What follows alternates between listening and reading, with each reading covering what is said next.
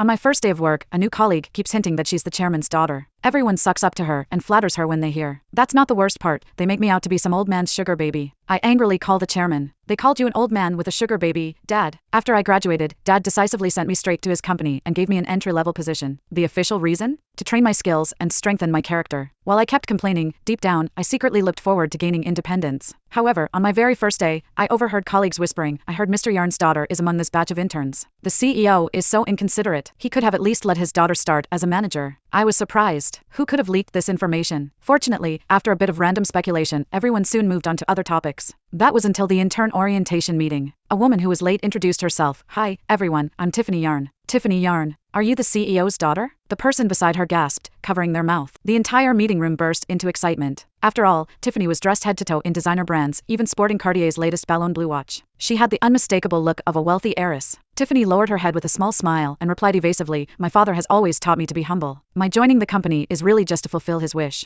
You can just tell she was born with a silver spoon. That demeanor is unmatched. Tiffany, don't forget us colleagues when your internship ends. I was so shocked that I couldn't find the words to speak. Weren't I supposed to be my dad's only daughter? Since when did he have another one? That said, the misunderstanding was understandable. I had taken my mom's last name, Thornton, while Tiffany was the only intern in our batch with the last name Yarn. Naturally, she became the center of everyone's admiration. I watched her beam under the attention but chose not to expose her, at least not yet. The room only began to settle down when Gareth Jackson, the department manager, walked in. However, I couldn't help but notice that Gareth's attitude toward Tiffany was markedly different from how he treated everyone else. To top it off, he outright appointed her as the leader of the intern group, assigning her the responsibility of communicating the company's arrangements to us. I couldn't stand this blatant favoritism. So, I stood up and suggested, I think it'd be fairer to let everyone vote on this. We don't have time for votes, Gareth replied. Tiffany's resume is the most impressive among you. It's only fitting that she takes the lead. His words were so absurd that they nearly made me laugh. Just last night, Dad told me, among this batch of interns, your resume stands out the most. I believe you'll shine brightly. Faced with the manager's blatant lies, I didn't bother to argue publicly, just like I didn't rush to expose Tiffany's fake heiress act. Some lies were better left to unravel at the most dramatic moment. I was genuinely curious to see what Tiffany's supposed talents were. But before I could witness her in action, I found myself being targeted for standing out. A stack of files, almost half my height, landed on my desk. Brimming with arrogance, Tiffany instructed me, all of these need to be sorted into electronic files in chronological order. Email them to me by tomorrow morning. Before leaving, she turned back and added, oh, and make me a coffee. I was stunned by how downright commanding her tone was.